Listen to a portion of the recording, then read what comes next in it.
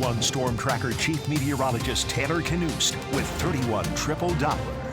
The cities out west adding that prefix to their city names, scorching. Yes. Phoenix. Yeah. Scorching almost everywhere out there. We escaped the hot temperatures this week, but on the flip side, that also came with some really bad storms. Yeah, it seems like it's been nonstop the past few days here, and really peaked last night. Training storms led to some pretty significant flash flooding in areas. I mean, Unbelievable, some of these rain totals. Yeah, just didn't stop. We had a swath of 4 to 7 inches from Limestone to Madison County, and that led to significant flash flooding and nearly historic river levels. Over in Indian Creek in Madison, we reached the second highest crest on record, just shy of 12 feet. The all-time record was back in 1973 at 12.7 feet.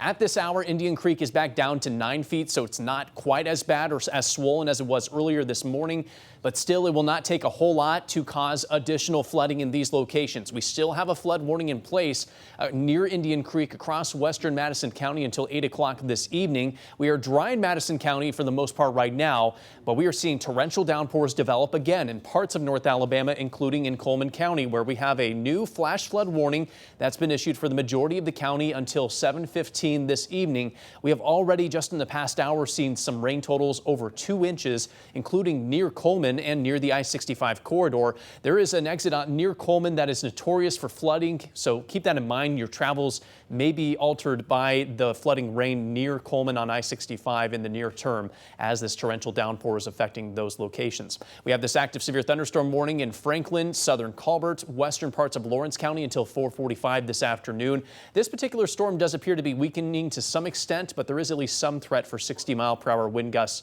with this storm. North of the warning, we have additional strong storms right around the Quad Cities, dropping heavy rainfall that could lead to some localized flooding as well. Really, it's a mess out there. We have this cluster of storms moving in from the west, an additional cluster of storms in Tennessee that's surging southward. It is all collapsing in on us here in North Alabama. Virtually everyone is very likely to see storms over the next couple hours. Roughly around 5 to 5:30 is my best estimate for arrival time of our next wave of storms in Huntsville. And again, it's not going to take much to cause more flood problems where we saw flash flooding earlier this morning. Let's walk through future radar. It's not picking up on everything perfectly, but this can give you a general idea of what we're expecting. This initial surge of showers and storms will be most likely between now and 8 o'clock this evening and then clears to the east. Additional storms are then expected to develop late this evening and stick around overnight tonight. The severe weather threat will be gone by this point, but there will still be at least some threat for flash flooding, especially with storms that track over locations that are already soaked from the storms we've seen the past couple of days. Those storms will gradually drift southward as we move through the overnight hours. By 6 o'clock in the morning Saturday, most of that is out of here, and we are looking ahead to quieter days after we get through today and tonight. So again, additional heavy rain totals are possible. Localized 2 to 4 inch rain totals will be a possibility. Over the next couple of hours, some strong winds and large hail will be possible, but by the time we get to this evening, this is primarily going to be a flood concern for the rest of the night. Here's the best news I can give you. After today, rain chances low all the way through the first half of next week. The weather looking great tomorrow. Clearing skies, temperatures topping out in the mid-80s on your Saturday.